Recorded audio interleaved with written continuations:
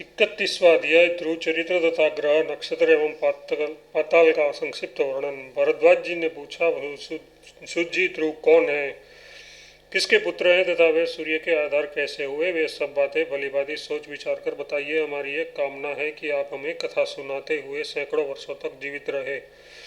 सूत जी बोले, विप्रवर स्वयंभू मनु के एक पुत्र थे, राजा उत्तानपाद। उन भूपाल के दो पुत्र हुए। एक तो सुरुचि के गर्भ से उत्पन्न हुआ था, जिसका नाम उत्तम था, वह ज्येष्ठ था, और दूसरा पुत्र ध्रुव था, जो सुनीति के गर्भ से उत्पन्न हुआ था। एक दिन जब राजा राजसभा में बैठे हुए थे, सुनीति ने अपने पुत्र ध्रुव को वस्त्राभूषण से विभूषित करके राजा की सेवा के लिए भेजा। विनयशील पुत्र के दया के पुत्र के साथ राजसभा में जाकर राजा उत्तानपाद को प्रणाम किया। वहां उत्तम को पिता की गोद में बैठा हुआ ध्रुव सिंहासन पर आसीन राजा के पास जा पहुंचा और बालोचित चपलता के कारण राजा की गोद में चढ़ने की इच्छा करने लगा। ये देखकर सुरुचि ध्रुव से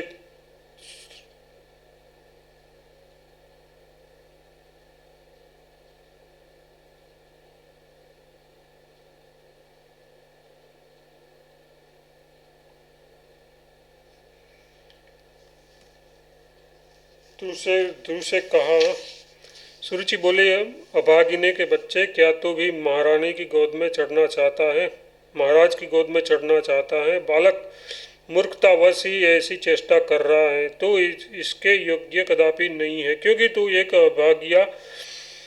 एक भाग्यहीना स्त्री के गर्भ से पैदा हुआ है। बता तो सही, तूने इस सिंहासन पर बैठने के लिए कौन सा पुण्य कर्म किया है?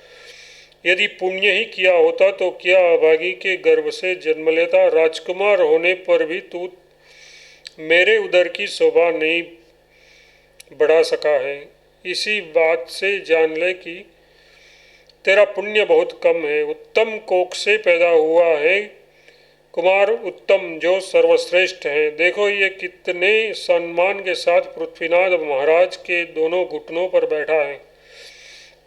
सूत जी कहते हैं, राजसभा के बीच सुरुचि के द्वारा इस प्रकार झिझके जाने पर बालक ध्रुव की आंखों से अश्रु बिंदु झरने लगे, किंतु वह धैर्यपूर्वक कुछ भी न बोला। इधर राजा भी रानी के सौभाग्य गर्व से आबद्ध हो उसका कार्य उचित था या अनुचित कुछ भी न कह सके। जब सभासदगण विदा हुए, तब अपनी शेष वोचित चेष्टाओं से शोक को दबाकर वह बालक राजा को प्रणाम करके अपने घर को गया।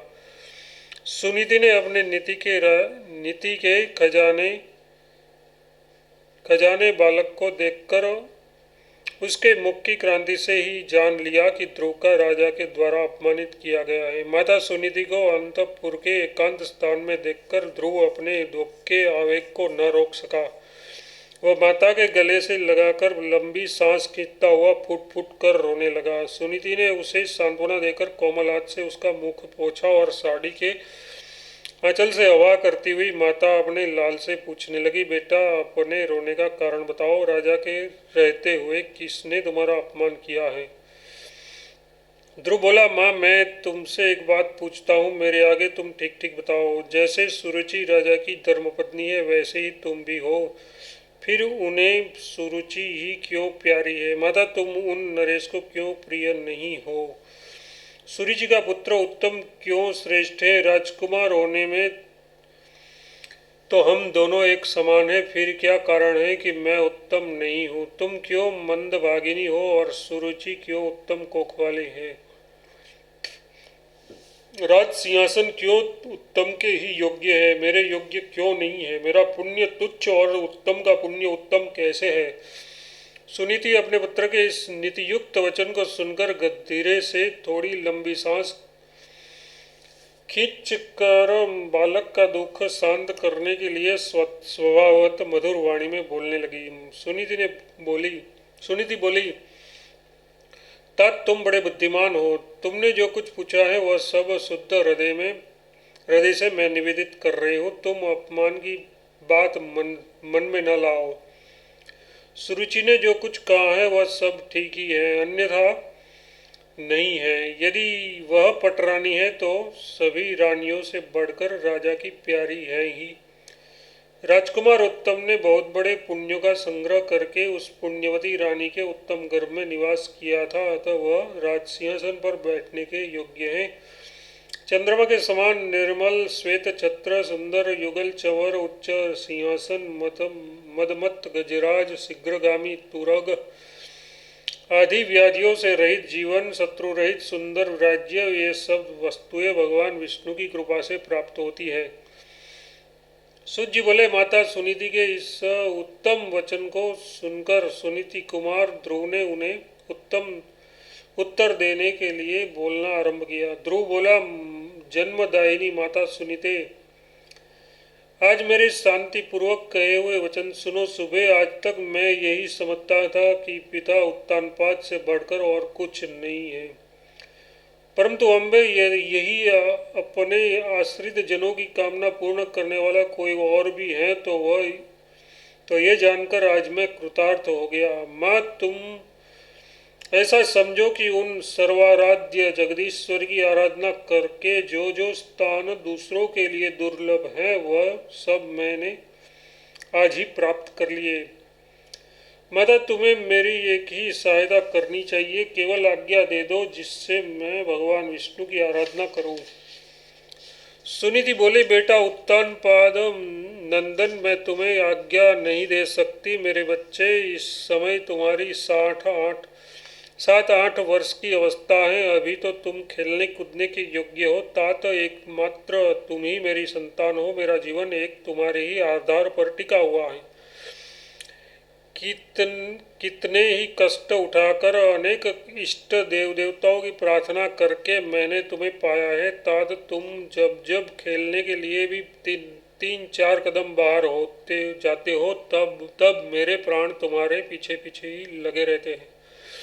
ध्रुव बोला, माँ, अब तक तो तुम और राजा उत्तानपाद ही मेरे माता पिता थे, परंतु आज से मेरे माता और पिता दोनों भगवान विष्णु ही हैं, इसमें संदेह नहीं है। सुनीति बोले, मेरे सुयोग्य पुत्र, मैं भगवान विष्णु की आराधना करने से तुम्हें रोकती नहीं। यदि कोई रोकूं तो मेरी जिह्वा के सैकड़ों टुकड़े हो जाए।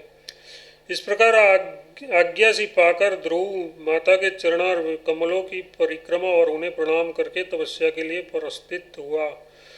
सुनीति ने धैर्यपूर्वक सूत्र में नील कमल की माला गूंथकर पुत्र को उपहार दिया।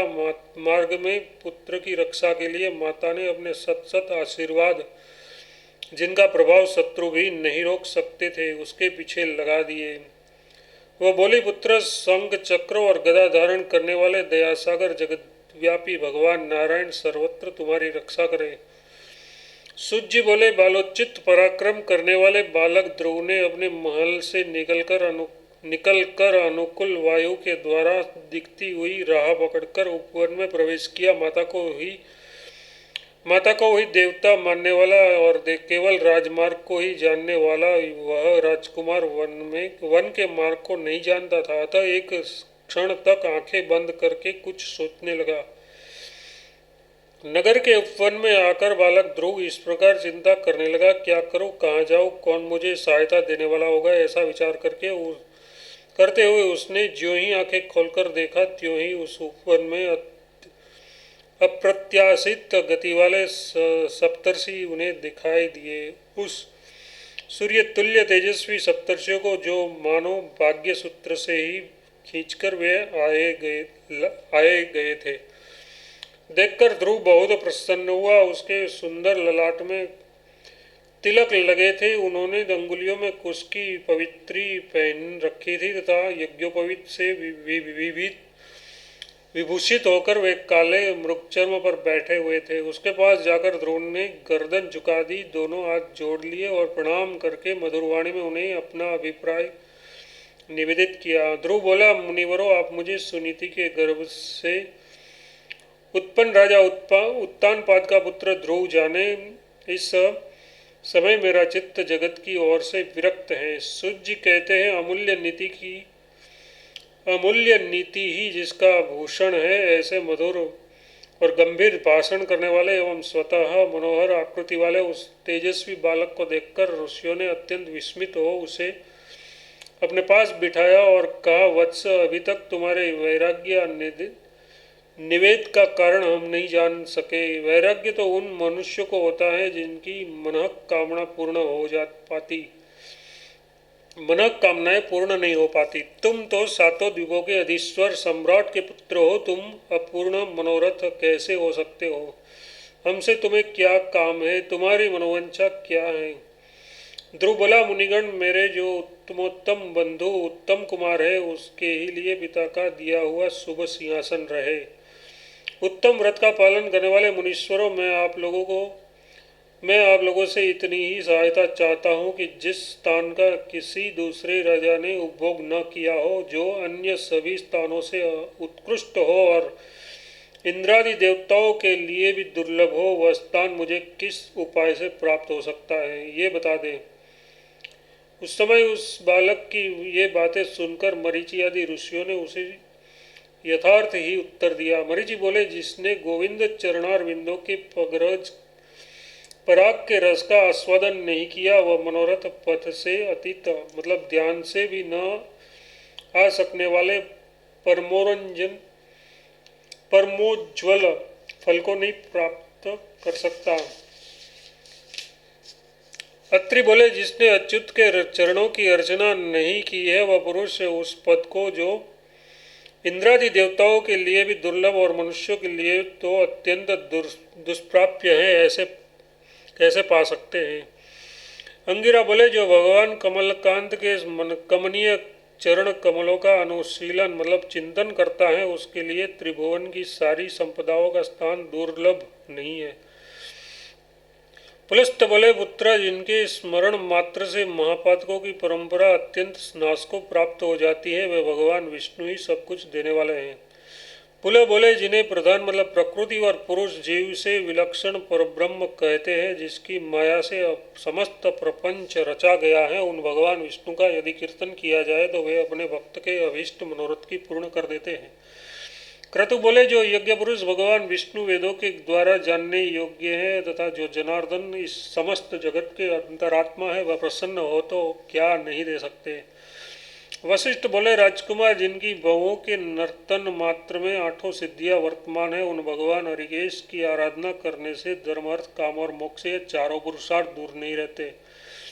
ध्रुव बोले, द्विजोरो, भगवान विष्णु की आराधना के संबंध में आप लोगों ने जो विचार प्रकट किया वह सत्य है। अब मुझे ये बताइए कि उन भगवान की पूजा कैसे करनी चाहिए, उसकी विधि का मुझे उपदेश कीजिए। जो बहुत कुछ दे सकते हैं, उसकी आराधना भी कठिन ही होगी।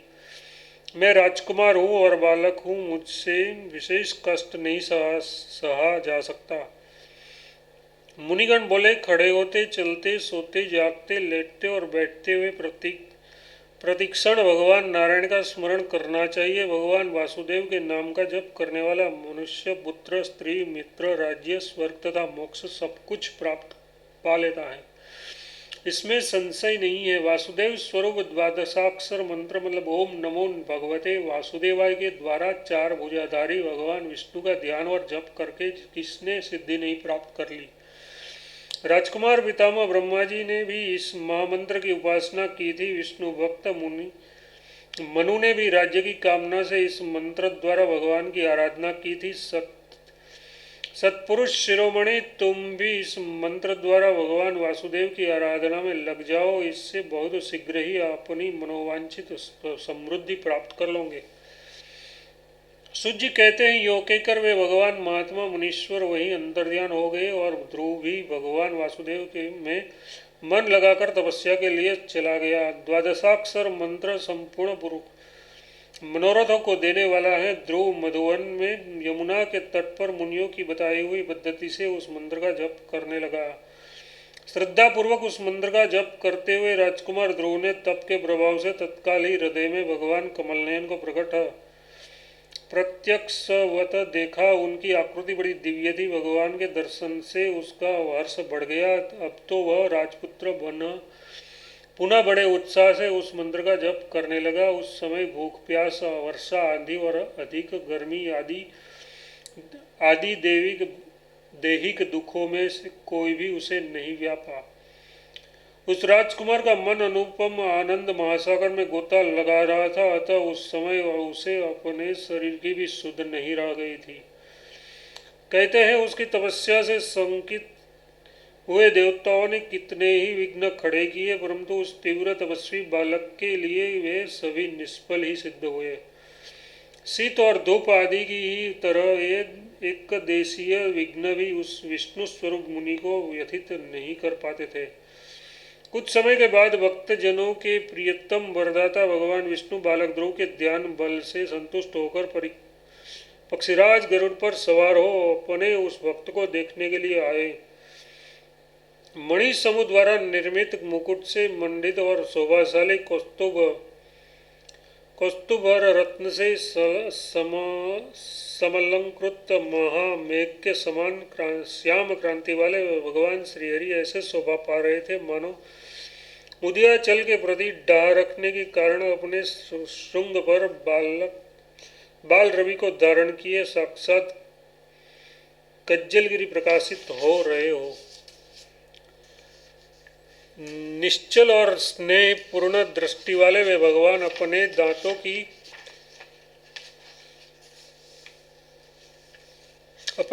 की किरण रूप झलक के अमित प्रभा द्वारा तपस्या में लगे हुए राजकुमार ध्रुव के शरीर की धूलि को धोते हुए से उससे इस प्रकार बोले, वत्स में तुम्हारी तपस्या, ध्यान, इंद्रिय निग्रह और दुस्साध्य मनः संयम से तुम पर बहुत प्रसन्न हूँ, अतः तुम्हारे मन में जो अभिष्ट हो वह उत्तम वर मुझसे मांग लो। भगवान की वह संपूर्ण गंभीर वाणी सुनते ही ध्रुव ने सहसा आंखें खोल दी। उस समय उन्हीं चतुर्भुज ब्रह्म को, जिनका वह अपने हृदय में चिंतन कर रहा था, उसने सामने मूर्तिमान होकर खड़ा देखा। उन पर पूजनीय त्रिभुवनपति को सहसा सामने देखकर वह राजकुमार सबका गया और वे मैं ये यहाँ इससे क्या कहूँ, क्या करूँ इत्यादि बातें सोचता हुआ क्षण भर न तो कुछ बोला और न कुछ कर ही सका। उसके नेत्रों में आनंद के आंसू भरे थे, शरीर के रोए खड़े हो गए थे। वह भगवान के सामने उच्च स्वर से हे त्रिभुवननाथ यो कहता हुआ दंडवत प्रणाम करने के लिए पृथ्वी पर पड़ गया। उस समय उसकी भौहें कांप रही थी। दंड की भांति प्रणाम करके जगतगुरु भगवान की ओर एक टक दृष्टि लगाए वह आनंदातिरेक से चारों ओर लोटपोट होकर देर तक रोता रहा। नारद, सनंदन, सनक और सनत कुमार आदि अन्य योगी जिन योगेश्वर का श्रवण कीर्तन एवं स्तवन किया करते हैं और जिनके नेत्र करुणा के आंसुओं से भिगे हुए थे, उन्हीं कमल लोचन भगवान को आज ध्रुव ने प्रत्यक्ष देखा।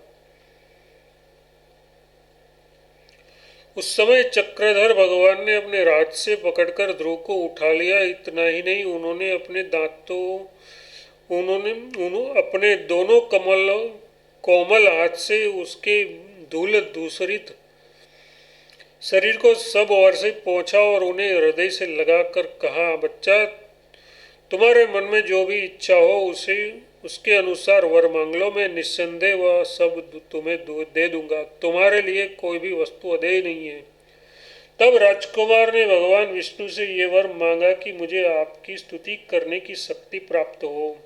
यह सुनकर भगवान ने मूर्तिमान विज्ञान के समान निर्मल शंख से ध्रुव के मुख को छुआ दिया। मरीचि आदि ऋषियों के दिए हुए ज्ञान रूपी चंद्रमा की किरणों से साक्षालित होकर ध्रुव का चित्त पूर्णतया निर्मल हो गया। फिर त्रिभुवन गुरु भगवान के शंख स्पर्श से उसके अंतःकरण में ज्ञान रूपी प्रकाश सूर्य का उदय हो जाने पर उसमें पूर्ण प्रकाश हो गया। इससे वह आनंदित होकर भगवान की सुंदर स्तुति करने लगा। ध्रुव बोला, समस्त मुनिगण जिनके चरण कमलों की वंदना करते हैं, जो खर राक्षस अथवा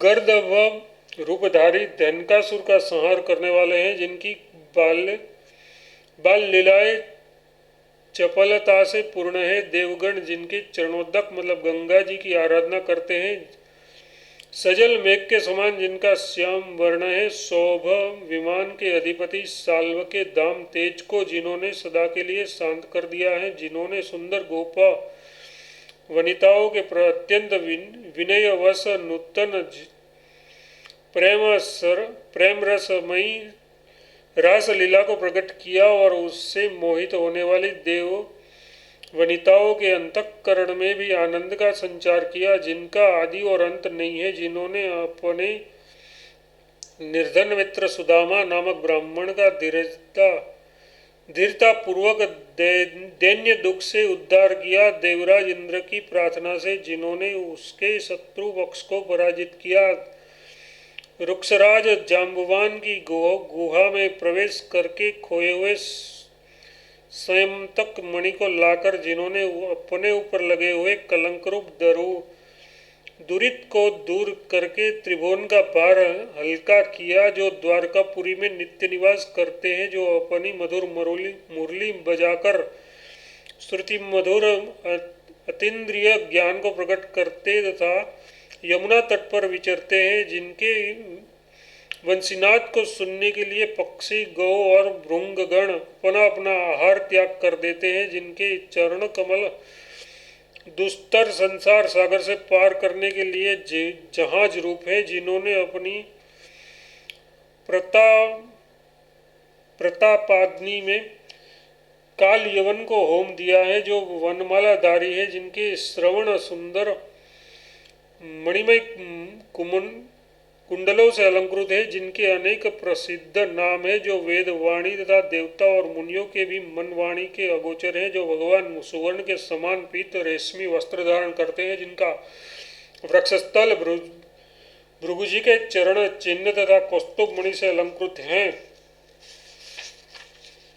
जो अपने प्रिय भक्त अक्रूर माता देवकी और गोकुल के पालक हैं, तथा जो अपनी चारों भुजाओं में शंखचक्र गदा तथा पद्म धारण किए नूतन तुलसी दल की माला मुक्ताहार केयूर कड़ा और मुकुट आदि से विभूषित है, सुनंदन आदि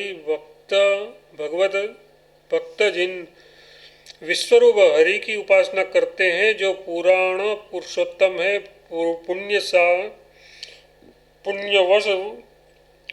पुण्य यश वाले हैं तथा समस्त लोकों के आवास स्थान वासुदेव हैं, जो देवकी के उदर से प्रकट हुए हैं, भूतनाथ शिव तथा ब्रह्मा जी ने जिनके चरणारविंदों पर मस्तक झुकाया है, जो वृंदावन में की गई लीला से थकी हुई गोपियों के श्रम को दूर करने वाले हैं, सज्जनों के मनोरथों को जो सर्वदा पूर्ण किया करते हैं, ऐसी महिमा वाले हैं सर्वेश्वर, जो कुंद के समान उज्ज्वल शंख धारण करते हैं, जिनका चंद्रमा के समान सुंदर मुख है, सुंदर नेत्र है तथा अत्यंत मनोहर मुस्कान है, ऐसे अत्यंत हृदयहारी आपके इस रूप को जो ज्ञानियों द्वारा वंदित है, मैं प्रणाम करता हूँ। मैं उत्तम स्थान प्राप्त करने की इच्छा से तपस्या में प्रवृत्त हुआ और बड़े बड़े मुनीश्वरों के लिए भी जिनका दर्शन पाना असंभव है, उन्हीं आप परमेश्वर का दर्शन पा गया। ठीक उसी तरह जैसे कांच की खोज करने वाला कोई मनुष्य भाग्यवश दिव्य रत्न हस्तगत कर ले। स्वामीन मैं कृतार्थ हो गया, अब मैं कोई वर नहीं मांगता। हे नाथ, जिनका दर्शन अपूर्व है, पहले कभी उपलब्ध नहीं हुआ है, उन आपके चरण कमलों का दर्शन पाकर आज मैं इन्हें छोड़ नहीं सकता। मैं अब भोग की याचना नहीं करूँगा। ऐसा कोई मूर्ख ही होगा जो कल्प वृक्ष से केवल भूसी पाना चाहेगा।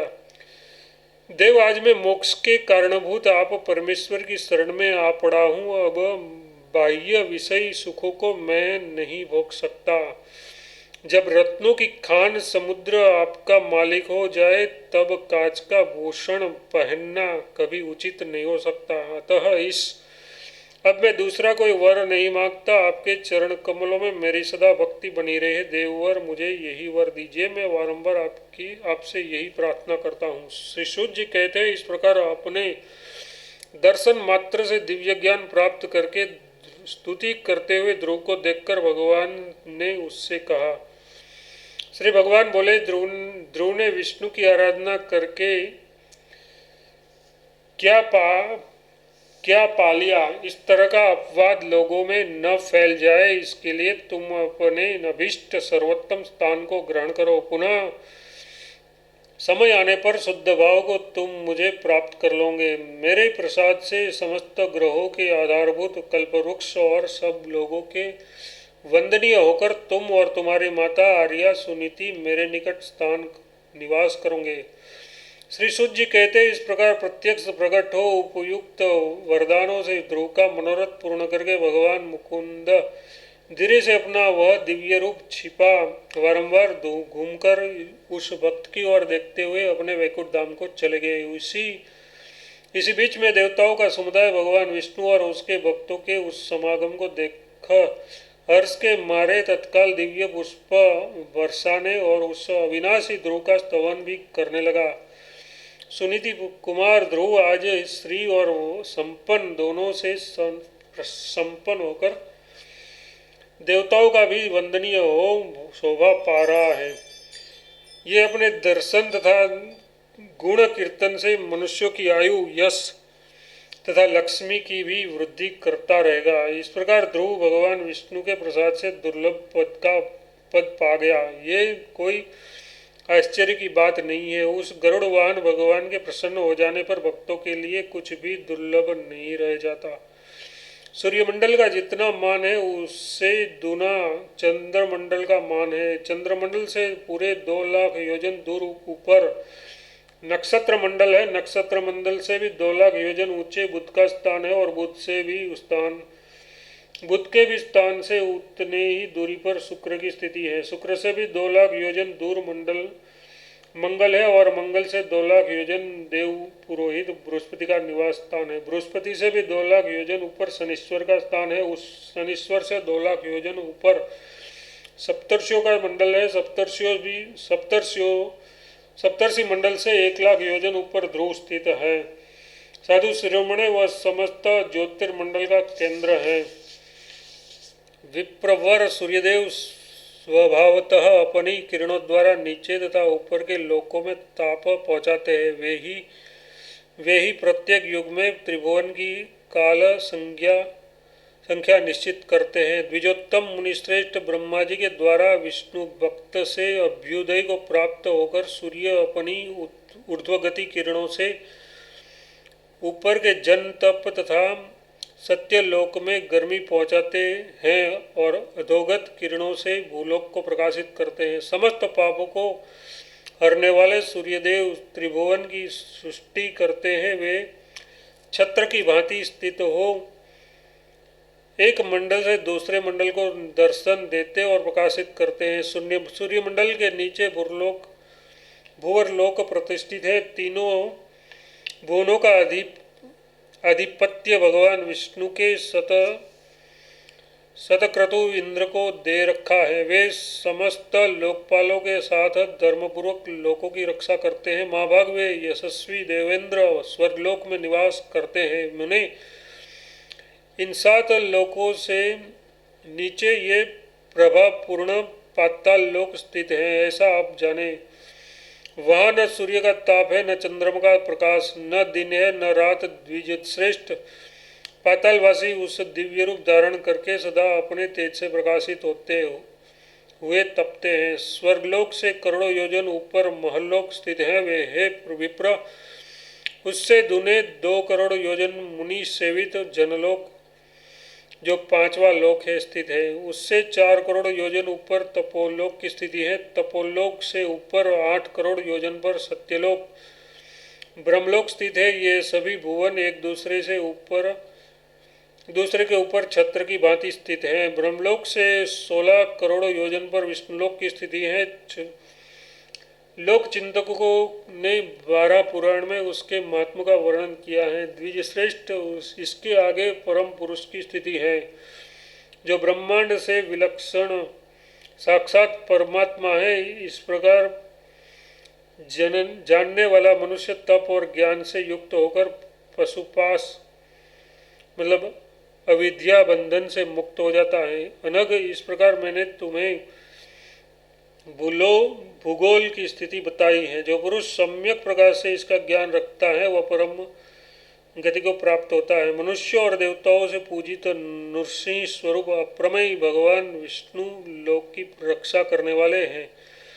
वे अनादि मूर्तिमान परमेश्वर प्रत्येक युग में शरीर धारण कर दुष्टों का वध करके विश्व का पालन करते हैं। इस प्रकार से नृसिंह पुराण में 31वां अध्याय पूरा हुआ। 32वां अध्याय सहस्त्रानिक चरित्र श्री नृसिंह पूजन का महत्व है। भरद्वाज जी बोले, सूत जी, अब मैं सहस्त्रानिक का चरित्र और भगवान विष्णु के अवतारों की कथा सुनना चाहता हूँ। महामते कृपा करके वह मुझसे कहिए। सूत जी ने कहा, ब्राह्मण बहुत अच्छा, अब मैं बुद्धिमान सहस्त्रानिक के चरित्र का और भगवान के अवतारों का वर्णन करूंगा, सुनिए।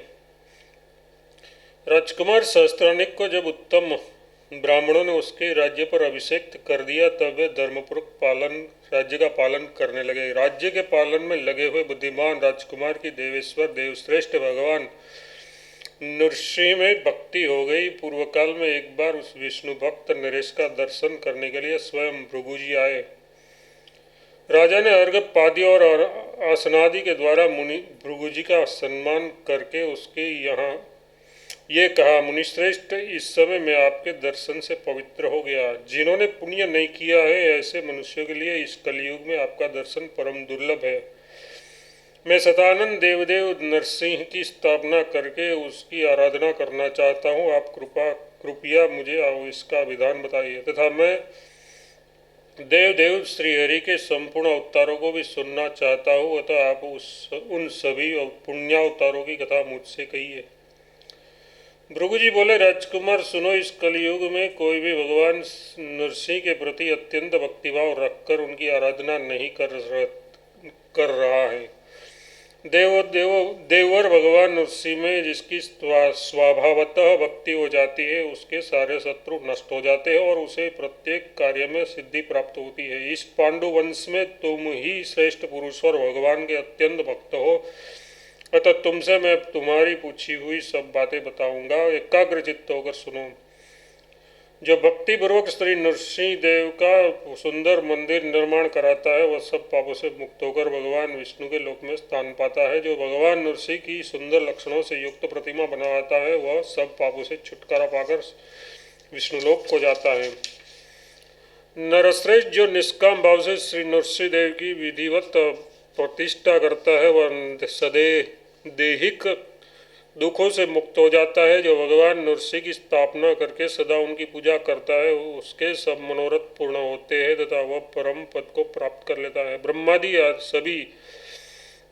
सभी देवता पूर्व काल में भगवान विष्णु की आराधना करके उसके प्रसाद से अपने अपने लोक को प्राप्त हुए थे। राजन, मानधाता आदि जो प्रधान नरेश हो गए हैं, वे सभी भगवान विष्णु की आराधना करके यहाँ से स्वर्लोक को चले गए। जो सुरेश्वर नरसिंह का प्रतिदिन पूजन करता है, वह स्वर्ग और मोक्ष का भागी होता है।